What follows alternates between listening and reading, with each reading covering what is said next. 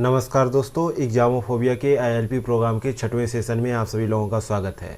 जैसा कि आप सभी विद्यार्थियों को मालूम है कि हम लोग 75 डेज़ का रिवीजन प्रोग्राम चला रहे हैं यूपीपीसीएस प्रीलिम्स 2021 को मद्देनज़र रखते हुए, जिसके तहत आप सभी लोगों को कॉन्सेप्ट क्लासेस मिलेंगी, साथ ही करेंट अफेयर्स मिलेंगे। इसके साथ ही टेस्ट सीरीज़ भी आप सभी लोगों को करवाई जाएगी। अभी तक पहला टेस्ट पेपर करवाया जा चुका है, आगे के भी 9 टेस्ट पेपर जल्द ही अपलोड कर दिए जाएंगे। इस प्रोग्राम में आप सभी लोगों को लगभग 4500 प्लस एमसीक्यू का रिवीजन करवाया जाएगा। अभी तक 5 सेशन कंप्लीट हो चुके हैं इसके, और इसके प्रत्येक सेशन में 30 प्लस एमसीक्यू, साथ ही इसके डिस्कशन पे चर्चा की जाती है। आज का सेशन 6ठे नंबर का है, जिसको शुरू करते हैं क्वेश्चन नंबर फर्स्ट से। क्वेश्चन नंबर पहला है, किस राज्य के किसान ने सदाबहार नामक एक अभिनव आम की किस्म विकसित की है? ए ऑप्शन में उत्तर प्रदेश है, बी ऑप्शन में आंध्र प्रदेश, सी ऑप्शन में राजस्थान, डी ऑप्शन में केरला। तो यहाँ पर सही जवाब हो जाएगा सी ऑप्शन। राजस्थान के एक किसान ने सदाबहार नामक एक अभिनव आम की जो है किस्म विकसित की है। इनका नाम श्री कृष्ण सुमन है, जो 55 वर्ष के हैं और ये राजस्थान के कोटा के रहने वाले हैं। नेक्स्ट है क्वेश्चन नंबर दूसरा, विश्व के सबसे ऊंचे रेलवे पुल के बारे में निम्नलिखित में से कौन से कथन सही है? पहला कथन दे रखा है, ये चिनाब नदी पर बनाया जा रहा है। ये कथन बिल्कुल सही है। दूसरा कथन है, यह आइकॉनिक पुल 1315 मीटर लंबा है। ये भी कथन सही है। तीसरा कथन है, इस पुल का आर्क पेरिस में एफिल टावर से 35 मीटर ऊंचा होगा। ये भी कथन सही है। इस प्रकार से इसका आंसर हो जाएगा डी ऑप्शन। पहला, दूसरा और तीसरा तीनों ही कथन सत्य है। जो विश्व का सबसे ऊंचा रेलवे पुल बन रहा है चिनाब नदी पर, उसके बारे में ये तीनों कथन सत्य हैं। आगे बढ़ते हैं तो देखते हैं क्वेश्चन नंबर तीसरा, डिजिटल मुद्रा इलेक्ट्रॉनिक भुगतान नाम से अपनी खुद की डिजिटल करेंसी बनाने वाली दुनिया की पहली बड़ी अर्थव्यवस्था कौन सी है? ए ऑप्शन में यूएसए है, बी ऑप्शन में सिंगापुर है, सी ऑप्शन में जापान है, डी ऑप्शन में चीन है। तो यहाँ पर सही जवाब क्या हो जाएगा? डी ऑप्शन चीन इसका सही जवाब हो जाएगा। कोविड-19 महामारी और वैश्विक वित्तीय संकट के बीच चीन आने वाले समय में विश्व की पहली डिजिटल मुद्रा लॉन्च करने की तैयारी कर रहा है। इस प्रकार से यहाँ पर डी ऑप्शन सही जवाब हो जाएगा। अगला क्वेश्चन देख लेते हैं, क्वेश्चन नंबर चौथा, किस संगठन ने संकल्प से सिद्धि गांव एवं डिजिटल कनेक्ट ड्राइव लॉन्च किया है? ये प्रोजेक्ट किसने लॉन्च किया है? तो इसका सही जवाब है बी ऑप्शन, ट्राइफेड ने इसको लॉन्च किया है। बी ऑप्शन सही जवाब हो जाएगा इसका।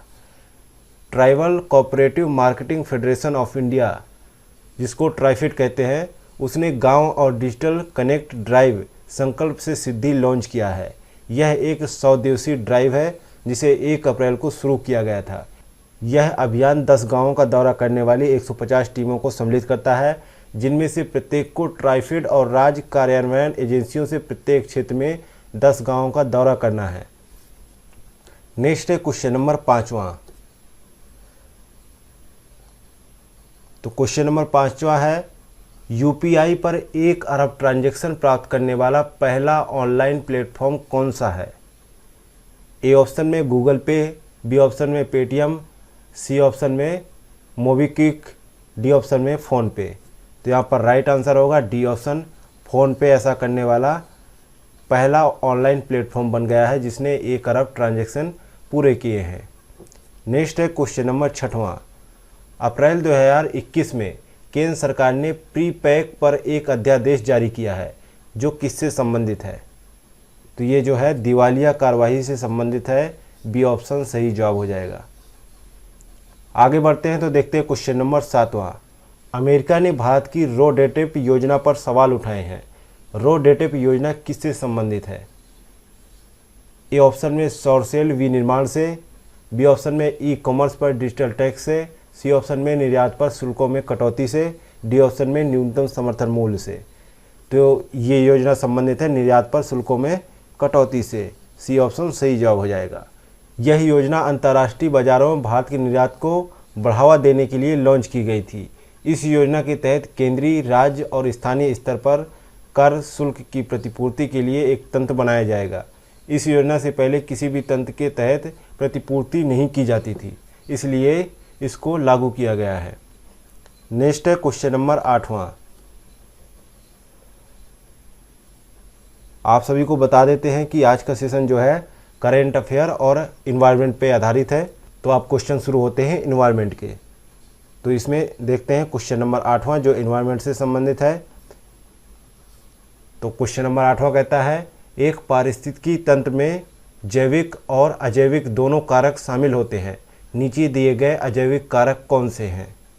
तो बताना है अजैविक कारक कौन से हैं। पहले बात कर लेते हैं अजैविक कारक कौन कौन से होते हैं। एक तो होता है वायु होता है, मिट्टी होती है, पानी होता है, प्रकाश होता है, लवणता होता है और तापमान होता है। तो इसमें बात करें मिट्टी उपलब्ध है अजैविक में, तो एक अजैविक ये हो गया। और पानी के लिए बात कर रहा है, जल भी उपलब्ध है, प्रकाश भी उपलब्ध है, लेकिन प्रजीव जो है उपलब्ध नहीं है। इस प्रकार से इसका सही जवाब क्या हो जाएगा, सी ऑप्शन इसका सही जवाब हो जाएगा। सही जवाब है जो अजैविक कारक हैं। बाकी जैविक कारक की बात की जाए यहाँ पर, तो अब घटक, पादप, शाकाहारी, फफूंदी, प्रजीव जो दिया हुआ है ये जो है जैविक की श्रेणी में आएगा, तो इसलिए ये सही नहीं होगा। बाकी दूसरा, तीसरा और चौथा जो है सही है। चलिए आगे बढ़ते हैं, देखते हैं क्वेश्चन नंबर 9वां। प्राकृतिक चयन अनुकूलन और विकास की प्रेरक शक्ति है, निम्नलिखित कथनों पर विचार करें। प्राकृतिक चयन केवल व्यक्तिगत जीव के स्तर पर होता है। पहला कथन है प्राकृतिक चयन केवल व्यक्तिगत जीव के स्तर पर होता है। और दूसरा कथन है प्राकृतिक चयन का अर्थ है कि वे गुणात्मक लक्षण जो कि व्यक्तिगत जीव की अनुकूलता को बढ़ाते हैं, साथ ही जनसंख्या में भविष्य की पीढ़ियों में मौजूद होने की अधिक संभावना भी होती है। तो यहाँ पर दूसरा कथन तो सत्य है, लेकिन पहला कथन असत्य है, क्योंकि आमतौर पर जीव विज्ञानी इस बात पर सहमत हैं कि प्राकृतिक चयन मुख्य रूप से व्यक्तिगत जीव के स्तर पर होता है। हालांकि कुछ का तर्क है कि यह सैद्धांतिक रूप से अन्य स्तरों पर भी हो सकता है, इसलिए ये कथन गलत है और इसका सही जवाब हो जाएगा बी ऑप्शन, केवल दूसरा कथन सही है। आगे बढ़ते हैं, देखते हैं क्वेश्चन नंबर 10वां। पारिस्थितिकी जीव विज्ञान में जनसंख्या समुदायों, पारिस्थितिकी तंत्र और जैवमंडल के माध्यम से व्यक्तिगत जीव से बड़े पैमाने पर केंद्रित है। नीचे दिए गए उनके गुणों के साथ स्तरों का मिलान करें। बात करें जनसंख्या की, यहाँ पे पहला ऑप्शन दे रखा है यहाँ पे जनसंख्या यानी पॉपुलेशन। तो इसकी बात करें तो एक ही प्रजाति के जीवों के अंतर प्रजनन समूह जो आमतौर पर एक ही सन्निहित निवास में रहते हैं, तो इसके संदर्भ में ये मिलान सही है। और दूसरा बात करें समुदाय की यानी कम्युनिटीज़ की, विभिन्न प्रजातियों के जीवों के मध्य अंतःक्रिया को ही समुदाय कहा जाता है, ये इसकी विशेषता है, तो ये भी कथन सही हो जाएगा। अगला है पारिस्थितिकी तंत्र यानी इकोसिस्टम। इनमें व्यापक जैविक समुदाय एवं सभी भौतिक क्रियाएं शामिल होती हैं, ये भी कथन सही है, इसकी ये विशेषता है, इसलिए ये भी सही है। अगला है जैवमंडल। पृथ्वी पर जीवन के लिए अनुमति देने और प्रभावित करने वाली सभी जैविक और भौतिक प्रक्रियाएं सम्मिलित होती हैं इसमें, ये भी कथन सही है। इस प्रकार से डी ऑप्शन सही जवाब हो जाएगा, सभी कथन सत्य हैं। आगे बढ़ते हैं, देखते हैं क्वेश्चन नंबर 11। क्वेश्चन नंबर 11 है पारिस्थितिकी तंत्र के अध्ययन में संगठन का स्तर महत्वपूर्ण है। पारिस्थितिकी तंत्र के संगठन में बढ़ते क्रम में निम्नलिखित को व्यवस्थित कीजिए। क्या दे रखा है, व्यक्तिगत यानी इंडिविजुअल दे रखा है, समुदाय दे रखा है, जनसंख्या दे रखा है, बायोम दे रखा है, पारिस्थितिकी तंत्र दे रखा है, जैवमंडल दे रखा है। तो उनके क्रम को व्यवस्थित करना है, तो यहाँ पर सही जवाब हो जाएगा सी ऑप्शन सही जवाब हो जाएगा। पहला, तीसरा, दूसरा, पांचवा, चौथा और छठवां, इस प्रकार से सही जवाब हो जाएगा। आगे बढ़ते हैं, देखते हैं क्वेश्चन नंबर 12वां। निम्नलिखित में से कौन सा प्रमुख रूप से जैव भू रासायनिक चक्र सौर ऊर्जा से संचालित होता है। तो यहाँ पर राइट आंसर क्या होगा, तो यहाँ पर राइट आंसर हो जाएगा बी ऑप्शन, जल चक्र जो है, तो यहाँ पर जल चक्र जो है सौर ऊर्जा से संचालित होता है। नेक्स्ट है क्वेश्चन नंबर 13।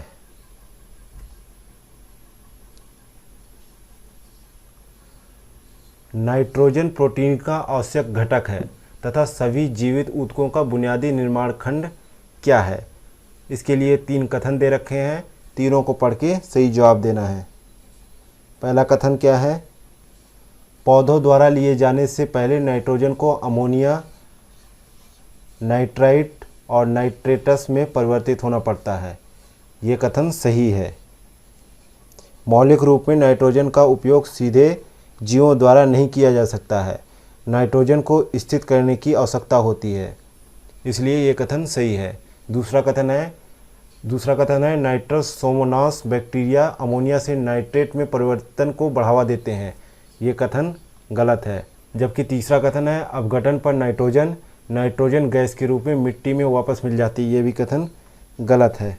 उत्सर्जन के दौरान और सभी जीवों की मृत्यु पर नाइट्रोजन अमोनिया के रूप में मिट्टी में वापस मिल जाता है, ना कि नाइट्रोजन गैस के रूप में, तो इसलिए ये कथन गलत है। पहला ही ऑप्शन सही होगा कि पहला कथन सही है। नेक्स्ट है क्वेश्चन नंबर 14 है, द्वितीयक अनुक्रमण की प्रक्रिया के बारे में निम्नलिखित कथनों पर विचार करें। तो यहाँ पर पहला कथन देख लेते हैं। पहला कथन कह रहा है प्राथमिक अनुक्रमण की तुलना में द्वितीयक अनुक्रमण बहुत धीमा होता है। ये कथन गलत है, जबकि द्वितीयक अनुक्रमण जो है बहुत तेज होता है प्राथमिक अनुक्रमण की तुलना में। बात करते हैं दूसरे कथन की, तो द्वितीयक अनुक्रमण उन क्षेत्रों में आरंभ होता है जहां प्राकृतिक वनस्पति नष्ट हो गई हो। तो ये कथन सही है, तो इस प्रकार से बी ऑप्शन यहाँ पे सही जवाब हो जाएगा। द्वितीयक अनुक्रमण उन क्षेत्रों में आरंभ होता है जहां प्राकृतिक जैविक समुदायों को नष्ट कर दिया गया हो, जैसे जलाए गए जंगल या कटे हुए जंगल, या फिर किसी भूमि पर बाढ़ आ गई हो तो वहां की मिट्टी कट गई हो। नेक्स्ट है क्वेश्चन नंबर 15 है, एक पारिस्थितिकी तंत्र में जैवभार उत्पादन की दर को उत्पादकता कहा जाता है। निम्नलिखित में से कौन सा कथन सही है। पहला कथन कह रहा है कि शुद्ध प्राथमिक उत्पादकता सकल प्राथमिक उत्पादकता से कम होती है। ये कथन सही है। अगला है शुद्ध प्राथमिक उत्पादकता परपोषी के उपभोग के लिए उपलब्ध जैव भार है। ये भी कथन सही है। तीसरा है पारिस्थितिक अनुक्रमण की विशेषता उत्पादकता में वृद्धि करती है। ये भी कथन सही है। इस प्रकार से डी ऑप्शन यहाँ पे सही जवाब हो जाएगा। तीनों ही कथन सत्य है। नेक्स्ट है क्वेश्चन नंबर 16 है, टुंड्रा बायोम के बारे में निम्नलिखित पर विचार करें। टुंड्रा बायोम के बारे में निम्नलिखित पर विचार करें। तो 2 कथन दे रखे हैं। पहला कथन है ये वृक्ष रहित है तथा केवल छोटी झाड़ियाँ पाई जाती हैं, और दूसरा कथन है यह उत्तरी और दक्षिणी ध्रुवों के पास पाया जाता है। तो इस प्रकार यहाँ पर सही जवाब क्या हो जाएगा, सी ऑप्शन। दोनों ही कथन सही है।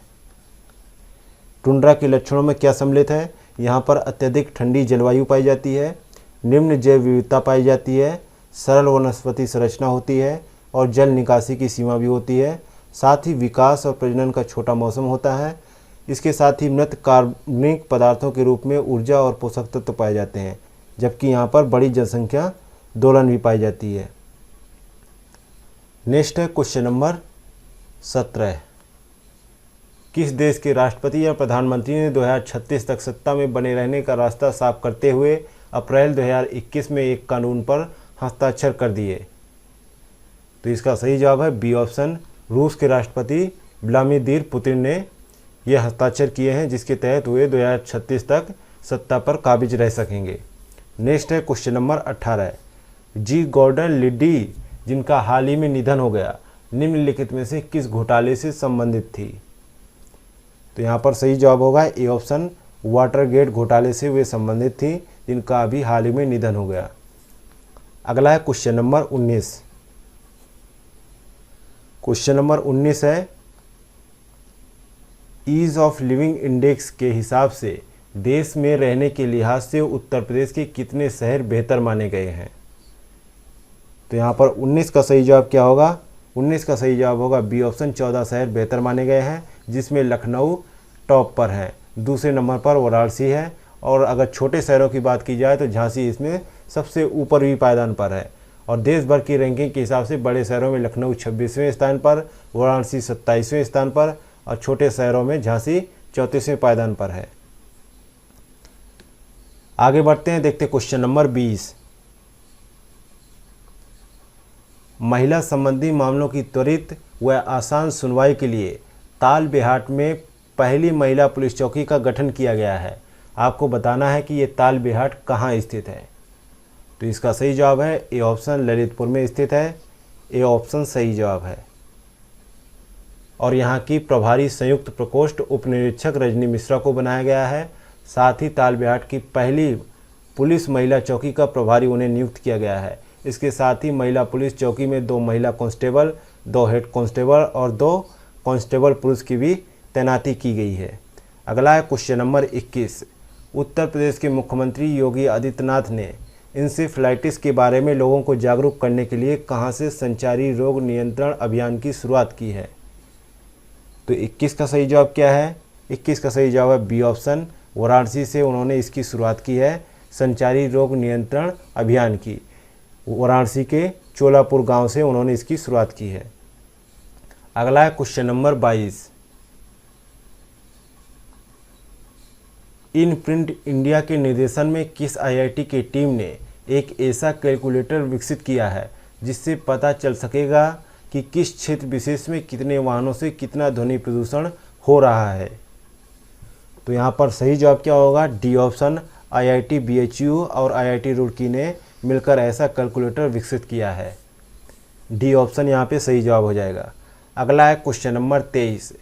किस संस्थान द्वारा तैयार global encyclopaedia of the Ramayana की कर्टेन रेजर पुस्तक का विमोचन मुख्यमंत्री योगी आदित्यनाथ द्वारा किया गया? तो ये पुस्तक कहाँ तैयार हुई है? तो ये पुस्तक अयोध्या शोध संस्थान में तैयार हुई है। सी ऑप्शन सही जवाब हो जाएगा। अगला है क्वेश्चन नंबर 24। केंद्रीय प्रदूषण नियंत्रण बोर्ड के आंकड़ों के अनुसार देश का दूसरा सबसे प्रदूषित राज्य कौन सा है? तो देश का दूसरा सबसे प्रदूषित राज्य जो है उत्तर प्रदेश है। ए ऑप्शन सही जवाब हो जाएगा। और पहले की बात करें तो दिल्ली है। नेक्स्ट है क्वेश्चन नंबर 25। उत्तर प्रदेश के गोरखपुर में रहने वाली 6.5 साल की मासूम गरिमा किस लाइलाज बीमारी से ग्रसित है कि उन्हें 22 करोड़ रुपए के इंजेक्शन की ज़रूरत है? तो यहाँ पर 25 का सही जवाब क्या होगा? ए ऑप्शन,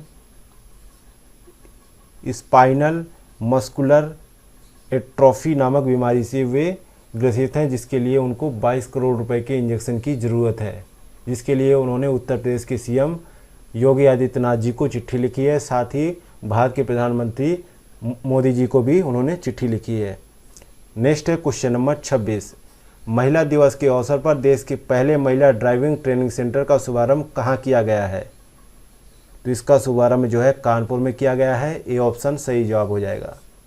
अगला है क्वेश्चन नंबर 27। हाल ही में उत्तर प्रदेश सरकार ने कितने पेड़ों को विरासत वृक्ष की सूची में सम्मिलित किया है? तो उत्तर प्रदेश ने 943 वृक्षों को विरासत वृक्ष की सूची में सम्मिलित किया है। बी ऑप्शन सही जवाब है। नेक्स्ट है क्वेश्चन नंबर 28।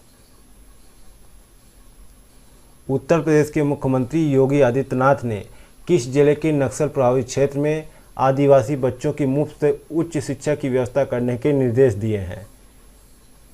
तो यहाँ पर राइट आंसर होगा डी ऑप्शन, सोनभद्र जिले के आदिवासी बच्चों की मुफ्त उच्च शिक्षा की व्यवस्था करने के निर्देश दिए गए हैं मुख्यमंत्री योगी आदित्यनाथ द्वारा। नेक्स्ट है क्वेश्चन नंबर 29। दुनिया का सबसे बड़ा ताला जिसका वजन 300 किलोग्राम है और कीमत 1 लाख रुपए आंकी गई है, ये कहाँ बनकर तैयार हो रहा है? तो ये जो है तालों की नगरी अलीगढ़ में बनकर तैयार हो रहा है, जहाँ के ताले बहुत प्रसिद्ध हैं। ए ऑप्शन सही जवाब हो जाएगा। नेक्स्ट है क्वेश्चन नंबर 30 और आज के सेशन का अंतिम क्वेश्चन। उत्तर प्रदेश में तैयार हो रही रैपिड ट्रांजिट सिस्टम रेल सेवा की कब तक शुरू होने की उम्मीद जताई जा रही है? तो यहाँ पर 30 का सही जवाब हो जाएगा। बी ऑप्शन 2023 तक बनकर शुरू हो जाएगी। अभी हाल ही में हुई उत्तर प्रदेश कैबिनेट मीटिंग के दौरान उत्तर प्रदेश के मुख्यमंत्री योगी आदित्यनाथ ने नीति आयोग को चिट्ठी लेकर 2023 तक इसके बनकर तैयार हो जाने की संभावना जताई है। इसी के साथ ही आईएलपी प्रोग्राम का 6वां सेशन यहीं पे कंप्लीट होता है। मिलते हैं नेक्स्ट सेशन में। Thank you for watching examophobia. अरे भैया सुनो सुनो, हाँ तुम्ही से कह रहे हैं। अब यहाँ तक आ ही गए हैं तो मतलब वीडियो अच्छी लगी है, और वीडियो अच्छी लगी है तो लाइक करना शर्माना कैसा। तो हमारी वीडियो को लाइक करें, शेयर करें और चैनल को सब्सक्राइब करना बिल्कुल ना भूलें। धन्यवाद।